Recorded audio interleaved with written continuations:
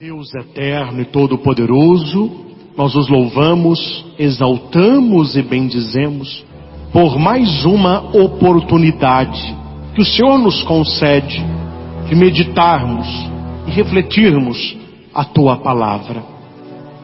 Senhor, é verdade que conforme repetimos, a esperança é a última que morre.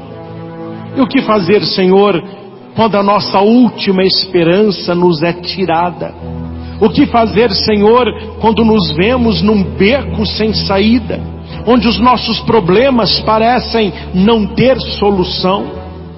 Dai-nos o Teu Espírito, para que possa iluminar a nossa mente, aquecer o nosso coração, para que possamos beber da Tua palavra e sairmos bem melhores do que aqui chegamos. Fala-nos ao coração, Senhor, não aquilo que nós queremos ouvir, mas aquilo que nós precisamos escutar. Tira-nos da nossa zona de conforto e leva-nos para águas mais profundas, porque é lá que o milagre acontece. Nós os louvamos, exaltamos e bendizemos. Louvores e glórias a Ti, Jesus, louvores e glórias a Ti. Meus caros irmãos e irmãs, o que fazer quando morre a nossa última esperança?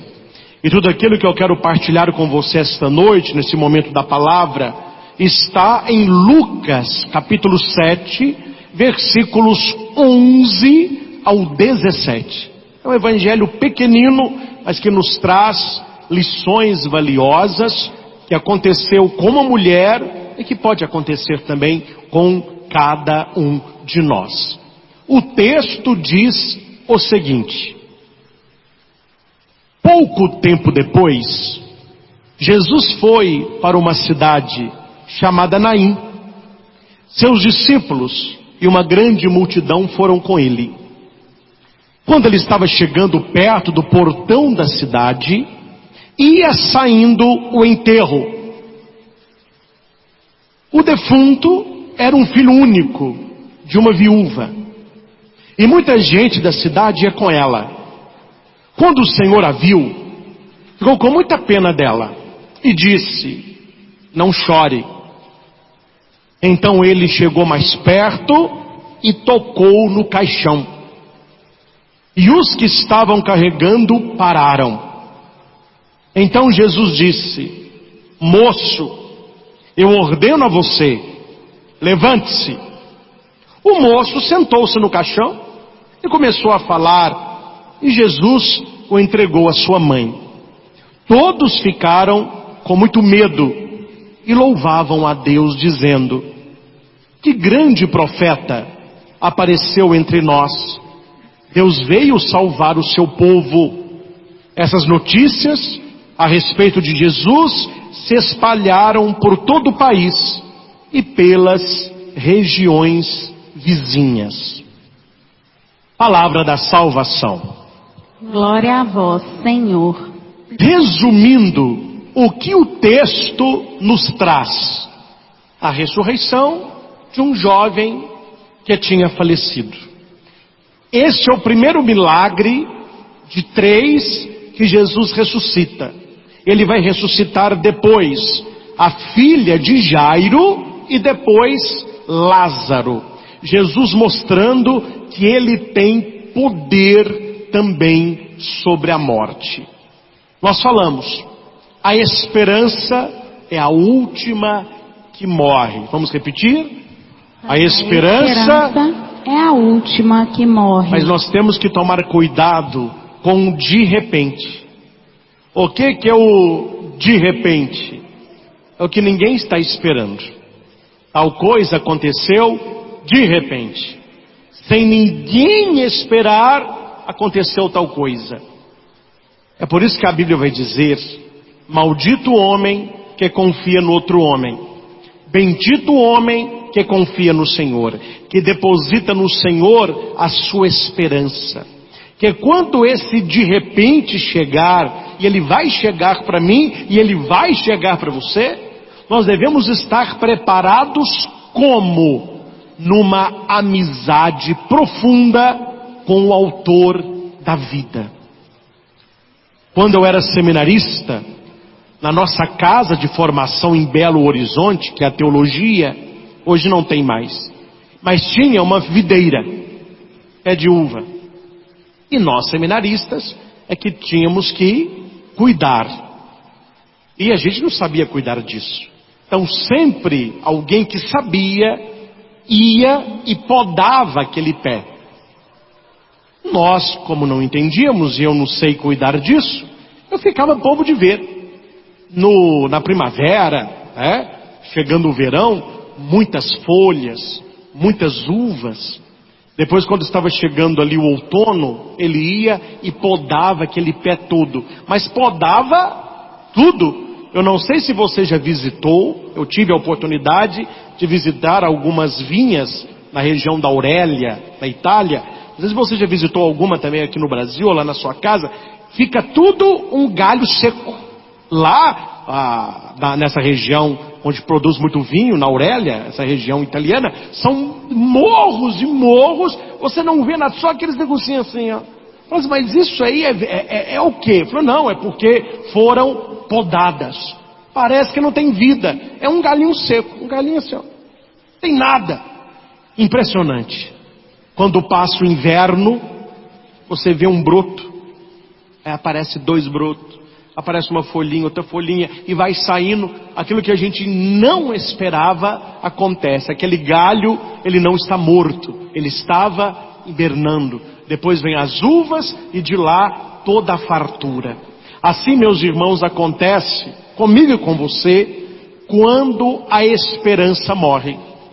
Quando nós perdemos algo ou alguém que era muito importante para nós, parece que nós morremos. Parece que nós estamos secos. Esta é a sensação de uma pessoa que está vivendo luto, que perdeu um ente querido, e é normal essa sensação. Alguém que tinha um sonho de se aposentar numa empresa, de repente a pessoa é mandada embora. Você que estava namorando alguém e achou que era esta pessoa, de repente essa pessoa vai embora.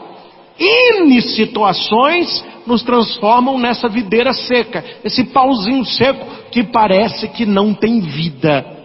Mas nós precisamos esperar em 2 situações: dar tempo ao tempo e colocar este tempo no tempo de Deus. Repito, dar tempo ao tempo e colocar este tempo no tempo de Deus. Qual é o dar tempo ao tempo? É o tempo cronológico, é o cronos, horas, dias, semanas, meses. O tempo kairótico é o tempo de Deus. Então nós devemos pegar este tempo e colocá-lo no tempo de Deus. A viúva de Naim, eu lembro quando eu era seminarista, a gente dá curso de Bíblia nas paróquias, né? Não vou contar onde não. Aí numa paróquia que eu fui dar curso de Bíblia, e o tema era o Evangelho de Lucas, então eram várias aulas, alguém falou assim: ô padre, se fala, padre era seminarista na época, né? Se fala muito dessa viúva aí, mas quem é esse tal de Naim? Que só fala da viúva e não fala do cara. Falei, não, meu filho, viúva de Naim não é o marido dela, a cidade dela se chamava Naim. Naim não é o marido dela, não. Parece que a viúva de Naim, que o Naim morreu, ela ficou viúva. Não, Naim era uma cidade, né?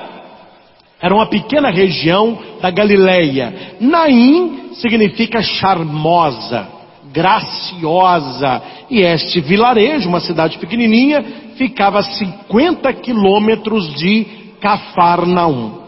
A Bíblia não diz o nome da mulher, não diz o nome do marido falecido da mulher, não diz o nome do filho da mulher. Por quê? Porque quanto à Bíblia não diz nome, é o meu nome é o teu nome. Então nós, muitas vezes, estamos vivendo como esta viúva. Uma viúva que perde o filho. Perdeu, perdeu e perdeu. Uma pessoa que vai tendo muitas perdas na vida, se ela não coloca estas perdas no coração de Deus, e eu não estou falando que é simples, nem fácil e nem rápido, mas as perdas sem Deus acabam com a nossa vida, acabam com o nosso sentido de viver, acabam com a nossa alegria. Há pessoas que já não têm brilho no olhar, há pessoas que você olha para o rosto dela, é um sofrimento eterno. A pessoa teve uma vida muito difícil, uma vida de dor, uma vida da morte, da esperança, mas ela não conseguiu fazer colocar este tempo no tempo de Deus, colocar as suas dores nas dores de Deus. É por isso que os grandes santos, e entre eles Santo Afonso Maria de Ligório, ele vai insistir na meditação sobre a morte. As pessoas não pensam mais na morte, na meditação sobre a morte, e ter em casa um crucifixo, um crucifixo maior, um crucifixo onde nos momentos da sua dor você possa olhar as dores de Cristo, unir as dores dele às nossas dores. Os santos faziam isso. Hoje nós vivemos uma época que a dor, ela é vista sempre como negativa. E nós não aprendemos com a dor. Nós não melhoramos com a dor. Nós não crescemos com a dor. Nós não dialogamos com a dor. Tanto é que há pessoas que já têm comprimido de remédio para dor de cabeça, e ela fala: olha, me dá um copo d'água, eu vou tomar um remédio, é minha cabeça. Está doendo? Não, não está doendo não. Eu estou sentindo que ela está querendo doer.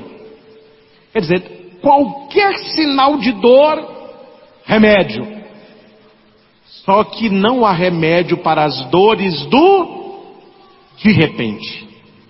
O de repente, não há remédio. Nem para antes, porque é de repente, nem na hora, porque é muito rápido, e depois só esse remédio. Colocar este tempo no tempo de Deus. Toda mulher hebreia, ela tinha um sonho. Não era só essa mulher do Evangelho. Qualquer mulher hebreia, ela tem um sonho nesta época. Qual é o sonho da mulher? Você pode perguntar para qualquer mulher: qual é o teu sonho? Ela ia responder: casar e ter filho. Um filho homem, o primogênito, para que ele fosse a continuação da estirpe, da descendência do meu marido, para que ele possa herdar os bens da nossa família. Então qual era o sonho da mulher? O marido e filhos, e de preferência que o primeiro fosse um homem. A mulher de Naim, esta que nós escutamos, ela realizou o seu sonho. Era uma mulher realizada. Ela tinha casado e ela tinha um filho homem. Para ela estava bom. Se ela casou, porque na sociedade judaica desta época, a valorização da família patriarcal. Então, ela se casava e tinha filhos. E por isso que famílias tinham muitos filhos. Quanto mais filhos, maior a bênção. E há histórias de mulheres que tiveram 4, 5, 8 meninas, e elas foram tendo filhos até vir um menino. E muitas casas ainda não viam um menino. E qual é o problema de não ter homem na família? Porque nessa sociedade judaica, mulher não é herdeira. Herdeira é o filho. Se ela não tem filho, se o marido dela morre, ela perde os bens. Por isso que Jesus, nos seus conselhos evangélicos, ele vai dizer: cuidai bem dos pobres, dos órfãos e das viúvas. Pobre, coitadinho, porque não tem nada. Os órfãos não têm papai e mamãe, e as viúvas estão sem nada. O marido morreu hoje, se não tem filho, ela é colocada para fora no outro dia. A família do marido pegava tudo. Então aqui tem um problema, porque a mulher que estava realizada, aconteceu algo inesperado, que ela perdeu o marido. Por isso ela era viúva. Mas a dor de perder o marido foi amenizada com uma última esperança. Qual era a última esperança dessa mulher? Filho. Porque aquele filho poderia crescer, poderia ser um homem de bem, poderia trabalhar, ele poderia e já tinha herdado os bens do seu pai. Então a mulher via naquele filho toda a esperança perdida com a morte do marido. Para ela era a última esperança. Então ela tinha sonhos com aquele rapaz. Mas aí acontece o que eu estou falando para vocês, o tal do de repente. Estava vindo agora de Itaúna aqui para Divinópolis. Passando num posto ali, depois daquela retona, antes ali daquele milhão, teve um acidente. Graças a Deus, pelo visto, ninguém machucou. É um carro melhor. Ele parece, não sei, são duas moças, parece que ela perdeu o controle da direção e o carro saiu da estrada, pulou daquela vala e entrou no mato assim. Estava ela fora do carro, com a mão na cabeça, uma outra lá meio desesperada, não sei o que aconteceu ali não. Sei que a mulher perdeu o controle, o carro saiu da estrada. Pergunte a ela, 5 segundos antes, qual era a meta dela. Eu não sei aonde ela estava indo, mas aquela estrada, ela vai passar aqui em Divinópolis. Ela estava indo para cá, outra cidade depois daqui. O que aconteceu com ela, o que a gente fala? É o de repente. Ela está lá desesperada, eu vi pelo rosto dela, uma amiga dela também sentada assim, já tinha alguns policiais já passando os carros, e se alguém perguntar para ela o que aconteceu, a resposta é que todo mundo que tem acidente fala, olha, a gente nem viu direito. Foi tão rápido, quando a gente viu, já tinha acontecido. Mas o que aconteceu? Não sei não. De repente, eu perdi o controle. Ela perdeu o controle do volante. Tem gente que perde o controle da vida. Tem gente que perde o controle do casamento. Tem gente que perde o controle da família. Tem gente que perde o controle da vida financeira. Tem gente que perde o controle da saúde. Tem gente que perde o controle da vida espiritual. E esse de repente acontece. Na vida desta mulher, aconteceu de repente. Ela que colocava no filho toda a esperança, de repente, e a Bíblia não fala o que aconteceu, o rapaz também morre. E minha pergunta é, esse rapaz para ela era o quê? A última esperança. Se é verdade que a última esperança que morre, a dela morreu. A dela morreu. E agora, o que seria da mulher? Sem marido, sem filhos. Certamente ela chorava no enterro por 2 coisas. Ela chorava pelo filho que perdeu e pelo futuro que a esperava. Ela sabia que o futuro dela não seria um futuro cômodo, um futuro fácil. Se ela não tivesse um parente ou um amigo que a levasse para sua casa, ela viveria como mendiga dali para frente. Então veja a cabeça daquela mulher, preocupada no sepultamento do filho e preocupada com a sua própria vida. É o tal do de repente. Aconteceu com quem morava em Naim, aconteceu com quem mora em Itaúna, acontece com quem mora em Divinópolis, acontece com você aí na sua cidade. O de repente não avisa, por isso que é de repente. Ela chorava pelo filho e por ela. Assim pode acontecer, meus caros, na nossa vida. Eu desejo, nem para mim nem para você, que aconteça isso. Todos nós temos sonhos, nós fazemos planos, traçamos metas, objetivos. Eu não sei você. Estou aqui julgando você na fogueira. Estou falando de mim. Eu levo muito a sério. Eu levo muito a sério as metas que eu coloco na virada de ano. Eu não é só muita paz, champanhe e fogo de artifício. Eu levo a sério. E eu escrevo, põe na porta do meu guarda-roupa e de vez em quando eu vou olhando lá se eu estou cumprindo aquilo que eu queria no final do ano. Porque senão entra ano, sai ano, entra ano, as suas metas são as mesmas e elas não são cumpridas. Eu tenho metas, eu tenho objetivos, como você também. Amanhã eu tenho na minha cabeça o que eu irei fazer. Domingo, a próxima semana. Eu já comecei a marcar eventos para ano que vem. São metas, objetivos. Nós esperamos que tudo concorra para acontecer. Mas tem uma pergunta, meus caros. É aí que a gente cai, né? É aí que o ser humano sofre.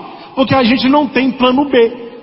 Tem gente que não tem plano B. Que é isso, padre? Eu só tenho plano A. E se? Nem posso pensar nisso. Nem me fale isso. Olha, filho, você quer fazer essa faculdade. E se não passar? Nossa Senhora! Bate com o pé na boca. Eu não tenho alternativa. É passar ou passar? Aí vai e não passa. Você trabalha onde, meu chapa? Em tal lugar. E se? Nossa Senhora, faz uma cruz na boca, bate na madeira. Eu não posso nem sonhar em perder esse emprego. Não há plano B. É só isso. Ele vai mandando embora. Vem uma pandemia, perde o trabalho. E sua namorada? Nossa, é uma deusa. Isso aí é meu tudo. Qual que é o seu plano B? Pelo amor de Deus. Nem fala isso. Ou ela fica comigo ou não fica com ninguém. Eu não vivo sem ela. Ela olha e fala assim, meu Deus do céu, isso aí tá um desequilibrado. Ela vai, vazou na braquiária. O cara... Tá entendendo, gente? Eu não estou falando que vai acontecer, mas pode acontecer. E o ser humano sábio, ele tem, não é plano B não, ele tem plano A, B, C, D, E, F, G. Porque nós estamos no tal do de repente. Não estou falando o nome de ninguém não, viu gente? Você conhece talvez da sua família, gente que fez o que muitos fizeram e deu errado, a pessoa não, mas comigo não. Comigo não dá errado. Deu errado com todo mundo. Comigo não dá errado. Todo mundo passou ali e caiu. Eu vou passar e não caiu. E não vou cair. Olha lá, caiu. Aí o outro falou, deixa eu passar para ver. Caiu também. Você conhece gente assim? A pessoa está vendo, mas não há quem tire da cabeça. Esse, de repente, ele pode acontecer. O filho da viúva, além de ser o seu único filho, era a sua única esperança. E esse de repente, ele chega e vai. E se não acontecer? Estude e faça o que está no seu... Estou dando um exemplo da prova. Faça tudo o que está ao seu alcance. Eu vou estudar, para mim é passar ou passar, eu quero ser vitorioso, mas... E se? Aí nós vemos aí tanta gente perdida na vida, porque só tinha um caminho. Aquele caminho não deu, então não tem caminho nenhum. Ou é isso ou é nada. Não foi isso, então é nada.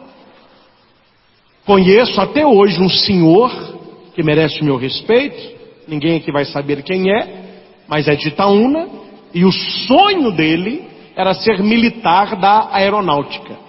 Ele só queria isso. Meu avô que contava a história, está vivo até hoje. Tentou, não conseguiu entrar para EPICAR. Fez provas até a sua idade limite, não conseguiu. Na cabeça dele não havia uma outra alternativa. Ou é isso, ou era nada. Olha a vida dele. Nada. Não conseguiu trabalhar com nada. Fica fazendo bico aqui, pico lá. Não se envolveu com ninguém. Reclama muito da vida. Os amigos se distanciaram, uma pessoa muito amargurada, e sempre quando alguém fala com ele: mas por que você vê a vida assim? Porque eu não realizei o meu sonho. Eu fiz até a minha última esperança, e minha esperança morreu. Meu filho, eu de repente, né? Que não foi tão de repente assim. Ele já viu que não estava indo, ele conseguiu, e ele insistia. Talvez a gente deve insistir no sonho até quando ele é realizável. Quando o sonho já não é realizável, é Deus falando com você. Pega o B. Qual que era o sonho de Pedro? É pescador. Ele tinha vários barcos que trabalhavam para ele. Jesus entra na vida do cara e muda. Olha, larga tudo isso aí. Você vai ser agora pescador de homens. Jesus, você me desculpa, mas a minha vida é só isso. Eu não sei fazer nada além de pescar. Eu não sei pregar, eu não sei falar, eu não tenho estudo, eu não tenho a minha família. Eu vou continuar pescando. Tem gente que é assim. Pedro, ele pegou um caminho B, depois ele pega um C, e ele foi mudando quantas vezes? Algo pode acontecer no meio do nosso caminho e estaremos sozinhos. Deixa eu dar 3 exemplos. Quando é que a última esperança, nós estamos vivendo esta última esperança? Uma mulher que me procura e diz: padre, eu estou participando deste retiro. Meu marido veio sem querer, mas ele veio. É a minha última esperança. Eu acredito que ele pode mudar. Eu acredito que ele pode reconhecer que ele pode ser um homem melhor, um pai melhor, um marido melhor. Eu estou rezando muito, porque é minha última esperança. Uma pessoa doente, que foi diagnosticada com algo grave. Ela coloca a sua vida na mão de um médico, e o médico diz: há esperança. Vamos fazer o tratamento. Eu vou cuidar de você. Ela se agarra naquilo como uma boia depois que o navio afunda. É a sua última esperança. Vamos fazer o tratamento. Vamos fazer o tratamento. Pessoa tem um emprego. E alguém fala: olha, vocês são 7. Vão ficar só 5. Ela tem uma última esperança de que ela será um do que irá ficar. O que acontece quando depois do retiro o marido chega e fala para a mulher assim: Deus falou ao meu coração. O que ele te falou? Já devia ter te largado. Olha, a notícia pode não ser tão boa. Nós fizemos todo o tratamento, mas não foi como a gente esperava. Olha, dos 7 aqui, vocês 2 podem passar no departamento pessoal, e um dos 2 foi mandado embora, era você. Como lidar com isso? Como lidar com aquela última? Não, mas eu confiava na medicina, era a minha última esperança. Esse retiro era a minha última esperança para o meu marido. Eu tinha uma esperança de que eu não fosse despedido, eu não vou conseguir outro lugar. O que fazer nestes momentos? Quando a última esperança morre, e o de repente surge em nossa vida algo improvável, algo inesperado. Algo inesperado. Eu estava há um tempo atrás, lá em Curitiba, né, evangelizar. Pessoal, que a gente vai lá para passear, né? Não tem tempo às vezes nem de comer. Tanto que a agenda é apertada com gravações, programas, etc. E eu me distraio. Minha mãe fala comigo isso. Ela fala assim: Cristo, você fica tão entusiasmado que você esquece de comer e beber água. E é verdade. E esse dia eu almocei pouco, e esqueci de comer. E corre para um lado e grava para o outro. E fui celebrar a missa da família. Eu notei no meio da missa que eu não estava normal. Não que eu estava passando mal. Mas você nota que você não está normal. Na hora da consagração eu senti uma ambiada. Na hora da comunhão, meu filho, não sei se foi minha pressão, se foi minha glicose, não sei o que foi não, mas me deu uma bambeza. Eu falei: Santíssimo Sacramento, eu vou desmaiar ao vivo. Eu dando comunhão para os ministros e custando. E os meninos que me conhecem falaram: padre, a gente viu claramente a hora que você estava passando mal. O senhor ficou uma múmia branca. A sua cor, o senhor ficou da cor da túnica. A gente falou: ele vai cair. E o pessoal das câmeras começou a filmar o povo. Isso tinha sido programado? Olha, Cristo, você vai entrar para celebrar a missa, na hora da comunhão você vai passar mal. É o tal do de repente. Não é para acontecer, mas de vez em quando... E eu nunca vi uma cadeira tão longe, viu? A cadeira do padre fica assim lá no Nossa Senhora de Guadalupe, tem o altar, uma distância daqui, ali na pia batismal. Eu andando para minha cadeira, a cadeira não chegava. Eu nunca senti isso. Falei assim: eu vou cair antes da cadeira, mas eu consegui chegar na cadeira. O pessoal põe sal debaixo da língua, e tá água, e vamos, gente, a pano. Eu falei: gente, o negócio tá ruim mesmo. Eu não estou melhorando não, eu estou passando mais mal. E agora, pá, dando ar. Eu falei: não, eu vou dar a bênção sentado mesmo. Tá. E o coral está cantando, e nada de aparecer o padre. O pessoal que me conhece falou assim: tem alguma coisa errada. Aí vem a câmera para mim. Eu já estava meio escornado assim, ó. Acho que eu devia ter saído antes. Eu achei que eu era forte. Eu fiquei lá meio escornado e falei assim: olha, meus irmãos, durante a missa eu não passei muito bem. Eu acho que a minha pressão caiu. Eu vou dar a bênção sentada mesmo. A hora que eu falei a bênção sentado, sumiu tudo. Aí foi a hora que eu desmaiei, né? Aí as câmeras saíram, só que não adiantou muito não. Porque, coitado, eles iam julgar o que também, né? Tava filmando o padre. A hora que o padre foi desmaiando no altar, eles julgaram a câmera no povo. Aí a cara do povo: oh! Aí eles tiraram do ar. Ficou pior, todo mundo: o que aconteceu? Tanto quando eu cheguei no hotel, eu nunca vi tanta mensagem no meu celular. A missa nem tinha acabado, o pessoal ligando para minha mãe: o que aconteceu? Minha mãe: como você sabe? Nós vimos que o padre não estava passando bem, e nós vimos a cara do povo. O povo fez assim: oh! Eles tiraram do ar. A minha mãe: caiu igual... A minha mãe também, né? Caiu igual uma jaca podre. Gente, é o de repente. Era para acontecer? Não era para acontecer. Mas pode acontecer? Pode acontecer. Aconteceu? Aconteceu. Eu devia ter comido. Não resolve mais. Já caiu, confusão danada. Agora é tirar o aprendizado. O que fazer para, no meu alcance, isso não repita. O de repente ele acontece. De repente ele acontece. Talvez você que está comigo aqui no santuário, você que esteja em casa, você está se vendo como essa viúva. É, padre, a minha esperança morreu.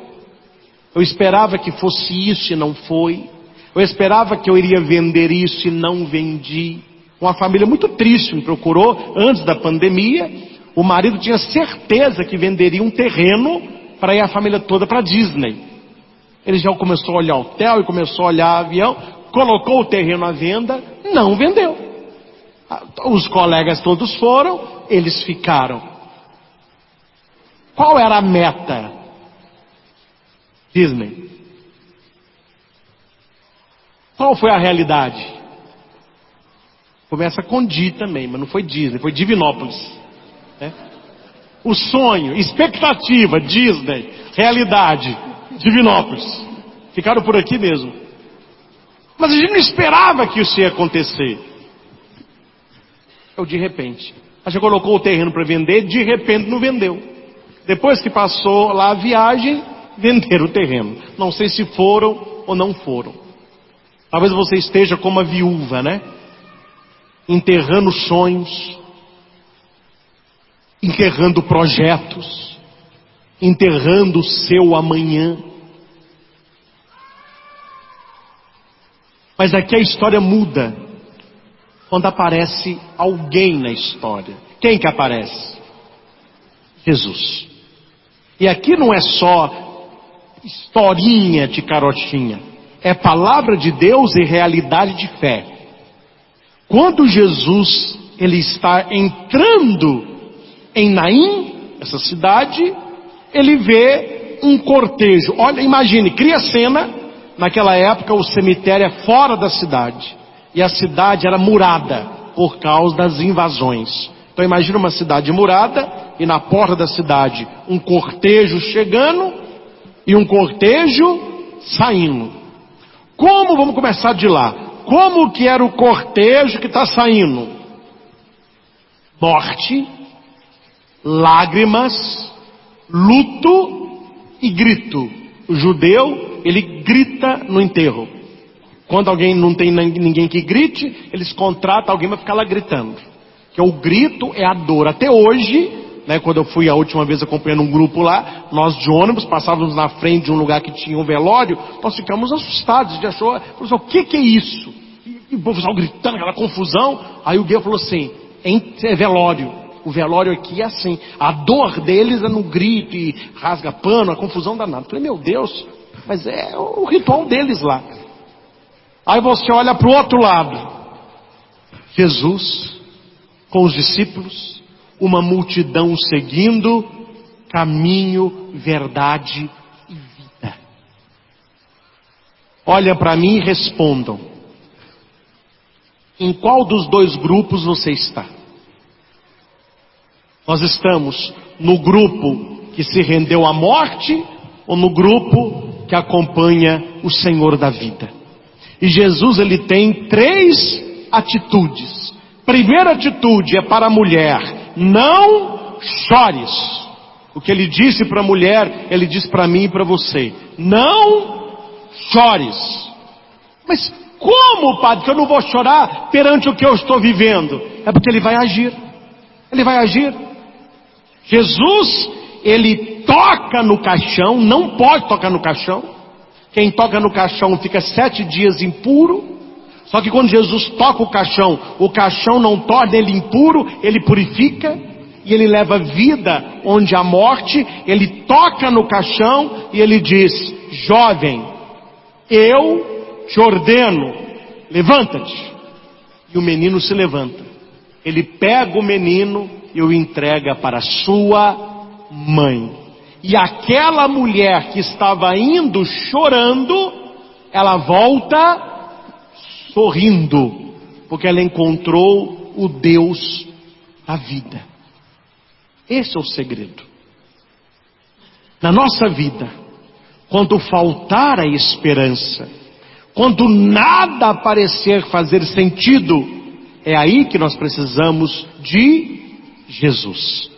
É aí que nós precisamos deixar que Ele venha ao nosso encontro. Os biblistas, quem estuda profundamente a palavra, vai dizer que Jesus foi a Naim exclusivamente para se encontrar com essa mulher. Ele sabia a hora. Se Jesus chega antes, o enterro não tinha saído. Se Jesus chega depois, o enterro tinha passado.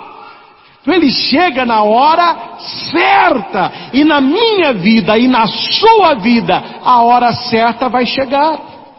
Você não pode desistir. Você não pode se entregar. Você não pode enterrar os seus sonhos. Quantas pessoas sepultaram grandes sonhos que tinham na vida porque ficou difícil, porque ia demorar, porque não era hoje. Eu falei assim, todo mundo olhar para frente, muitas profissões não vai ter profissional nenhum, porque são muitos anos de estudo. Mas quando você começa, quando você assusta, já foi um semestre, já foi 2, daqui a pouco está a formatura, daqui a pouco está lá no seu consultório.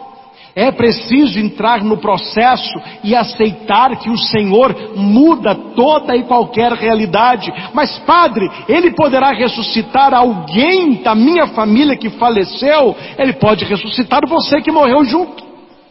Que o problema do enterro não era apenas o filho que morreu, era que a mulher morreu com o filho. E Deus devolve para a mulher o quê? A última esperança dela, simbolizada na criança. Devolve para ela o seu sonho, devolve para ela a certeza de um futuro melhor. Jesus ressuscitou a esperança daquela mulher, Ele pode ressuscitar também a nossa esperança. É por isso, meus caros, que eu disse já nesta missa e repito para você agora: a sua vida de oração é determinante para quando chegar o de repente. Guarde isso. você vai lembrar de mim com gratidão ou com arrependimento? A vida de oração, a sua espiritualidade, a sua intimidade com Jesus Cristo fará toda a diferença no de repente. Eu conheço pessoas que oram e pessoas que não oram e que estavam enfrentando, olha para mim ali por causa da gravação aqui, que estavam enfrentando o mesmo problema. O mesmo problema. A pessoa de cá, ela tem muito mais resiliência que a de cá. A pessoa de cá, ela consegue enxergar as coisas de uma maneira totalmente diferente do que a de cá. Eu estava hoje mesmo, não aconselhando, mas mandando um áudio para um senhor que perdeu a razão de viver. Ah, mas eu não trabalho mais. Eu não sei porque que eu estou vivo. Aí eu estou doente. Aí eu falava com a esposa dele, sabe qual que é o problema do seu marido? E vou falar sem conhecê-lo. Ele não tem vida espiritual. Tem? Ela falou assim, não. Passou a juventude. Passou a idade de trabalhar, já é aposentado. Não está dando conta mais de relação sexual. Aí para o homem é uma morte, porque parece que está um inválido. E faltou a visão do sobrenatural. Não tem oração, não vai à missa, não tem uma fé transcendente. O que ele está vivendo agora? Uma inutilidade existencial. Eu estou vivo para quê? Meu filho, você está vivo para quê? Você está vivo para adorar a Deus? Para ser o sal, luz e fermento na terra? Para preparar a sua alma para que coisa pior não venha depois da tua morte? Para que coisa pior não venha depois desse pior que você acha que é pior, mas nada é pior do que perder a própria alma. Então, quando não tem essa dimensão de sobrenatural, nós ficamos presos nessas perdas da vida e vamos perdendo, até que nós perdemos a última esperança. E qual é a última esperança? A vida eterna. Aí já não tem esperança mais nem de uma bênção depois da nossa primeira morte. A primeira ninguém escapa, a segunda queremos evitar. Queremos adorar o Senhor em espírito e em verdade. Meus irmãos, finalizo com isso. Tudo isso que eu disse é para chegar neste ponto central. Espero que todos nós tenhamos uma vida longa e feliz. Espero que tenhamos mais sorrisos do que lágrimas. Espero que na sua família você tenha mais alegria com os que chegam do que com os que partem. Mas eu não vou mentir para você. O de repente chega para todos nós. O de repente vai bater a nossa porta. E o que fará a diferença nesta hora? A sua vida de oração. A sua intimidade com Jesus Cristo. Ele vai nos sustentar. Isaías 49:15 diz: porventura, uma mulher pode esquecer o seu filho? A mãe pode esquecer aquele que ela amamentou? Ainda que isso aconteça, eu não te esqueceria nunca. Nunca pense que Deus esqueceu você. Para aquela mulher, a vida dela não tinha sentido, mas o de repente a tristeza aconteceu e o Cristo voltou. E o Cristo apareceu, e a história mudou, e a história transformou. Amém? Ouvir é muito bonito. Estar aqui é muito bom. Mas no dia do meu de repente e do seu de repente, já vou avisar, viu gente? Não vai ser nada fácil. Nem para mim e nem para você. É o que os generais falam com seus oficiais. Estamos aqui na preparação, no treino, está tudo bem. Quando a guerra chegar, não será fácil, nem para mim nem para vocês. Mas se estivermos com Cristo, a tempestade há de acabar e o sol voltará a brilhar. Aquele galho seco e sem vida vai aparecendo brotos. E quando você assustar, a vida voltará. Se você tiver vida de oração e intimidade com Jesus Cristo. Porque não preciso citar exemplo. Você conhece pessoas que enfrentaram um dia ou de repente estão secas desde lá então. Nunca mais conseguiram sorrir, nunca mais conseguiram sonhar, nunca mais conseguiram orar. Porque se faltou lá, haverá de faltar aqui.